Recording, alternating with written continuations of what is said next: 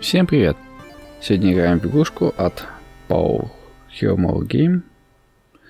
Поп-культуре — это разработчик. Вместе с Скаплехон. Написать я написал, а выговорить я, к сожалению, вряд ли выговорю.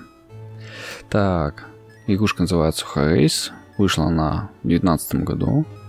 У нее это инди-проект какой-то небольшой, но он очень зашел многим, кто в него смог поиграть. Он не особо популярный, но довольно интересный. Так что я немножко в него поиграю. Буквально полчасика, чтобы просто вы ознакомились и, возможно, тоже захотели поиграть. Так, сейчас я с управлением разберусь.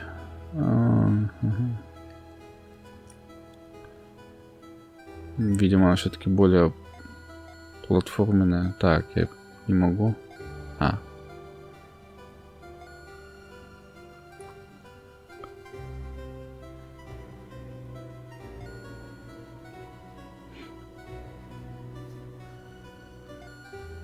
Все-таки на клавиатуре это никак на джойстике. Так. Вроде все. Начнем новую игру.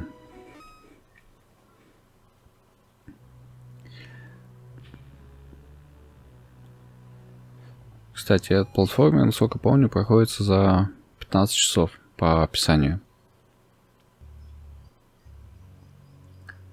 И тут много разных интересных фишек. Мини-игр. Там разные логические задачки есть. Играем мы за робота, который что-то делает. Кстати, я хоть и назвал в разработчиках. Пол Хелман, это Пол Хелман, точнее. Это именно разработчик. Он как раз. И второй это Шон Скапельхортн. Сиан Скапельхорн. Шон Скапельхорн.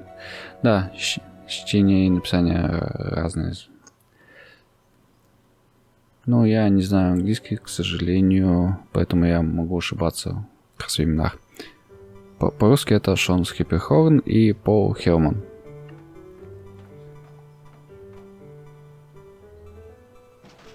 Графика довольно уже во многих играх используется подобная. Это платформер, правда, пиксельная. Само по себе графика довольно интересная. Хоть и довольно простая. Можно различать. И есть куча объектов. Вон дымок движется.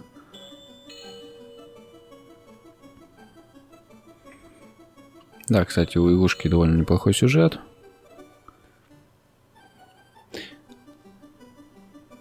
Ну и, соответственно, очень много положительных отзывов, как от критиков, так и от людей. Ну и, соответственно, мелодия тоже такая прикольная. Так, я тогда отключаю микрофон. Немножко поиграю, а вы уже посмотрите. Так, где микрофон?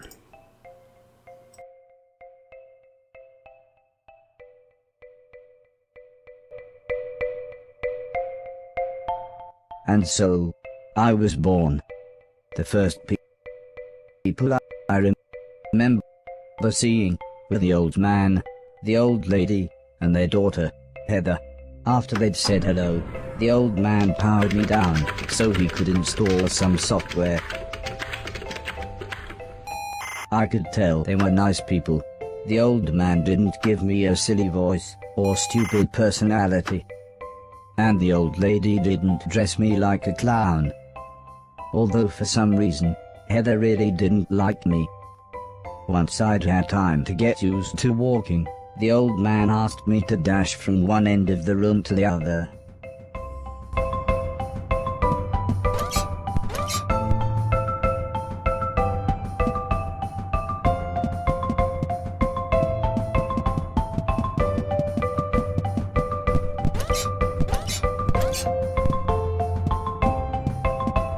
Next, the old man spent a couple of hours building some wooden platforms. He said he wanted me to jump up them, but I must admit, I was scared.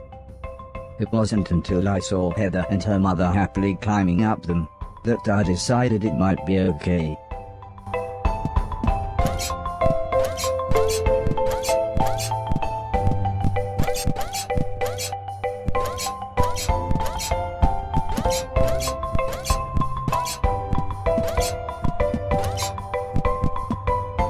The old man then rearranged the platforms. He told me to try to reach the other end of the room without touching the floor. Heather said, "The floor's made of lava." But when I smiled at her, she just frowned and looked away. The old lady arranged some pillows and blankets. She said it was in case I fell, but I think she just wanted it to look more like lava.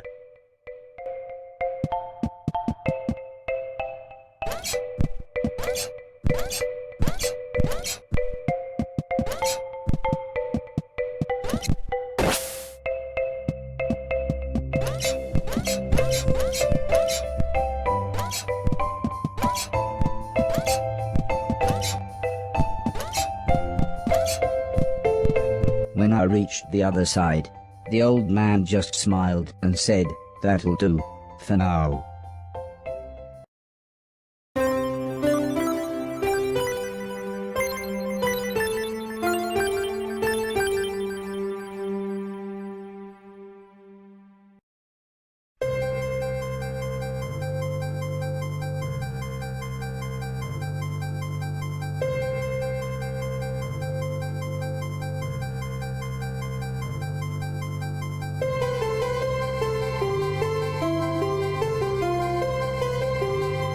A couple of days after those first lessons, the family had a big meal, and I was introduced to everyone else. The professor was the old man's brother. He was very quiet, and always seemed to just kind of stare at me. He had lived with the old man for 5 years. The house was so huge they barely saw each other. He preferred instead to stay in his room, leaving everything up to his butler, Mr. Deck, as he insisted everyone call him, although the professor always called him Anton. For a while, he called me the yellow bastard, but the old man made him stop, as he thought it sounded racist. Mr. Silton was the old man's driver. Before he worked here, he'd gotten in with some bad people and was the driver in a post office robbery, although it all went wrong for some reason. Mr. Silton showed me a video of his band. I'm sure some people must like it, but I just found it terrifying. Then there was Alice. She was the cook. She was a nice old lady. When she was younger, she had been a TV chef. Then, years later, she had a small part in Coronation Street. Mr. Silton said, before she worked for the old man, Alice was quite a hoarder. She kept old newspapers and bicycles, and something about a pool in a shoebox. The next morning, the old man gathered everyone together to show them what I was capable of. "What else does he do?" asked Mr. Silton. The old man smiled. "He can help around the house." "Could he help me with my newspaper collecting?" asked Alice. "I'm not sure that's a good idea," said the old lady, "but he can do all sorts of jobs." "Yeah," said Mr. Silton, "shove a stick up his ass and he can do Deck's job." Now," said the old man, "we have company," pointing to some important-looking people. 2 large men, both called Gary, set up what the old man referred to as lasers. He said again, I should try to get from one end of the room to the other, but I shouldn't be worried, as I had a special chip which meant no matter how damaged I was, I couldn't die. He said it was like infinite lives in a video game. But when he realized I didn't understand, he said he would explain another time.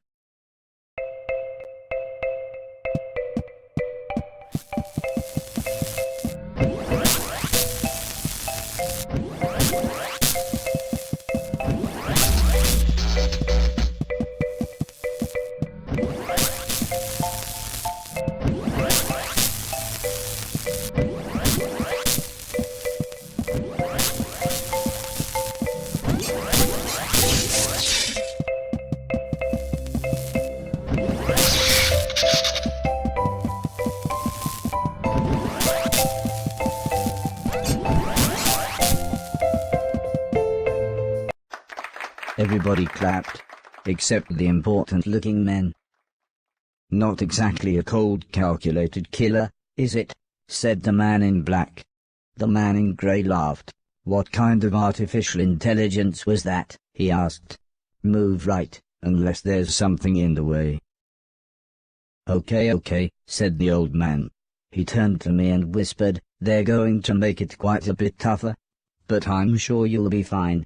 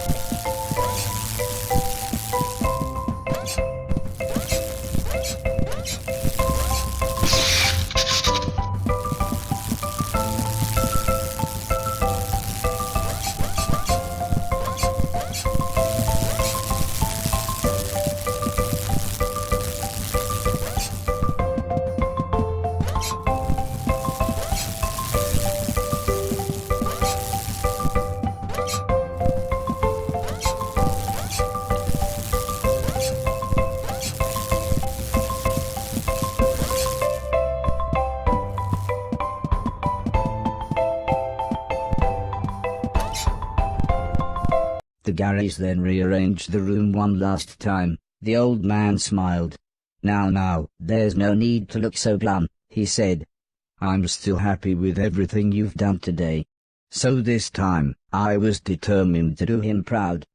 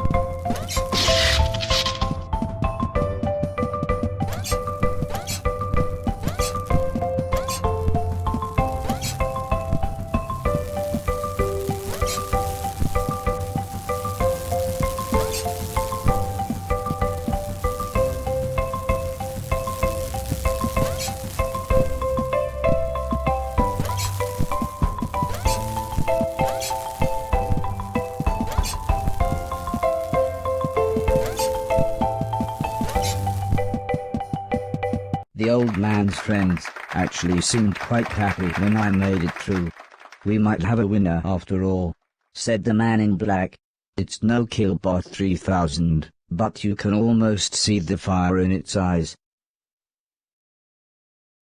A couple of days later, the old lady said she had a surprise for me, my own room. She also wanted to play me some music.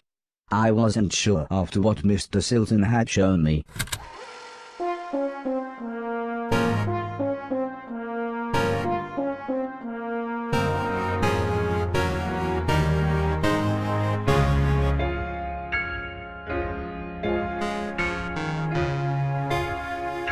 As if music wasn't amazing enough, the old lady then bought me a television set.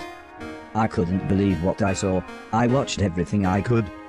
Comedy, drama, horror, sci-fi. Anything anyone wanted to watch I would happily watch with them. Then one day, the old man set up a small box. He plugged some cables into the television and said, "This is what I meant when I said video games."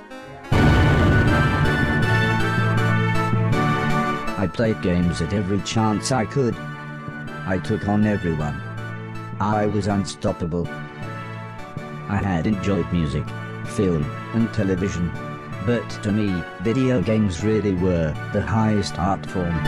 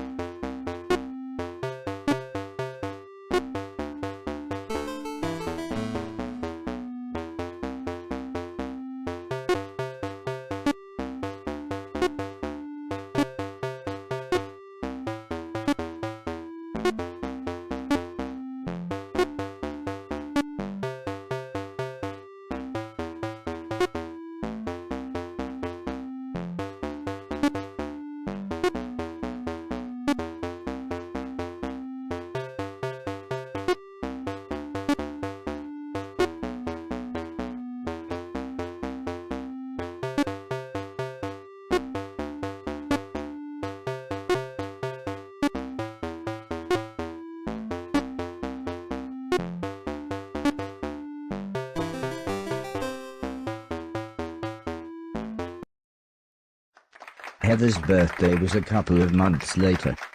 Her mum and dad had bought her a camera and arranged a day out by the sea so that Heather could take some photos, although I really don't think she wanted any pictures of me. When the old man asked the professor if he wanted to go, he frowned and said, "I can't believe you want to spend time with that thing, it could destroy the world." I wasn't sure what he meant, but the old man just smiled and said, "That's what you said about the Game Boy. Anton, how about you?"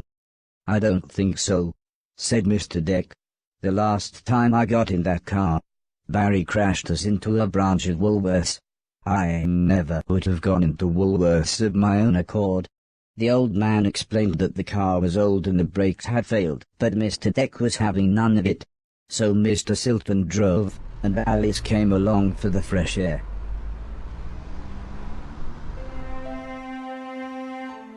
I enjoyed being outside. Although, the old lady kept telling me to be careful of the rickety old walkways. It felt like she was telling me off, but I think she was just concerned.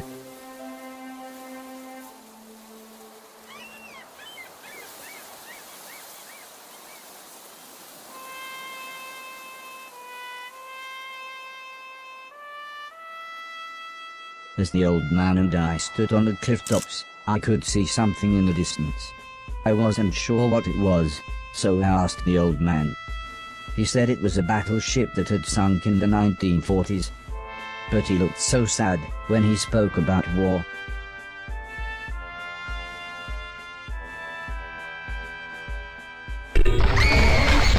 I didn't see what happened, but the metal platform Heather was climbing on had collapsed.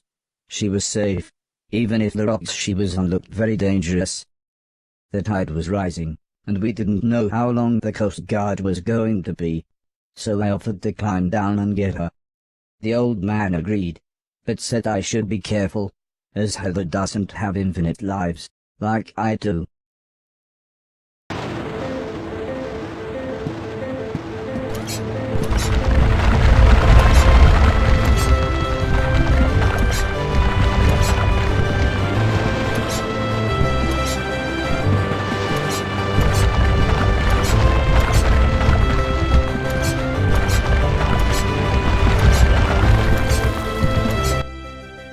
Heather was unconscious, and her leg was broken, so I picked her up as gently as I could. I decided it would be best if I didn't run the rest of the way.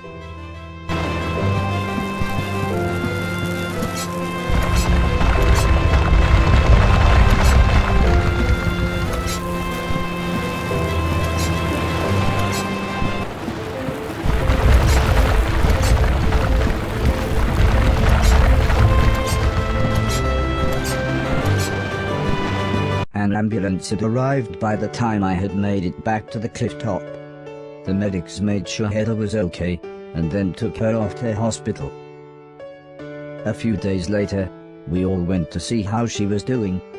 She was fine, but would have to wear the cast for a couple of months.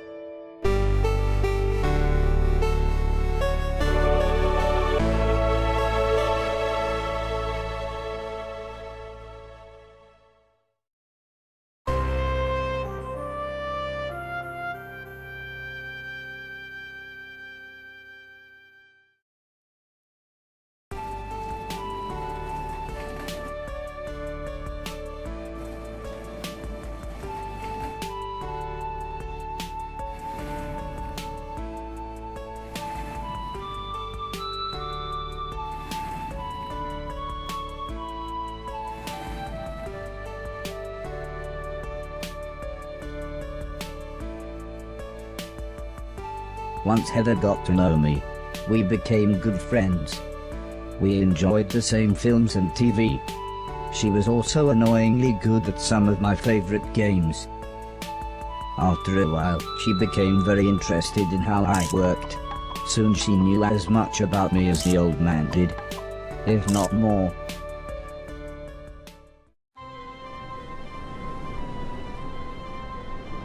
We spent the next couple of months visiting other countries, as when it came to teaching me things, the old man always liked to pick interesting locations. He had explained the basics of mathematics to me at the Great Pyramid of Egypt. Taught me history in the dead of night, surrounded by mysterious giant stones. And even showed me science in action high up in a hot air balloon. This is why I was surprised when the old man took me to a restaurant. It was nice, but it seemed very somber compared to the previous grand locations. He said he just wanted to chat, and this was nice and quiet. Plus it was his favorite place to eat. We talked about life, the universe, Douglas Adams. Everything really. When I asked him why were we here, why did we exist, he just smiled and said, life is like a game, just don't expect to be finished anytime soon. When I looked puzzled, he said, well, everyone should have a purpose. So I asked him, what's my purpose? He thought for a bit, then said, so you want to be a real boy? Which just confused me even more. Eventually the old man said, for now, I want you to help clean things around the house.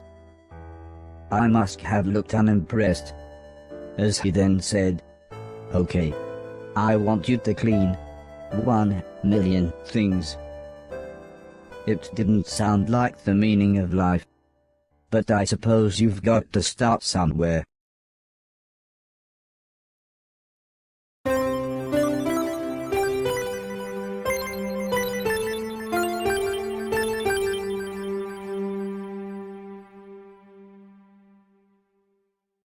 The next day, the old man said he wanted to install some more software, so he powered me down. When I came to, he said Mr. Silton had a joke for me, and that I should pull his finger. I don't think I got the joke. So the old man powered me down again. This time when I pulled Mr. Silton's finger, I got the joke. But it wasn't very funny. The old man then explained that he had installed a special chip which allowed me to clean away anything that was broken. He said it also tells me how many things are nearby, and how many smaller things are in a bigger thing. It all sounded very complicated, but he said all I really had to do was pause, and it would bring up all the information I needed. He then said he wanted me to find and clean all of the items in the room. He told me there would be some chains to climb, but that would be nice and easy, as I just had to press up. He then finished by saying, when I had collected all the items, I should come back here.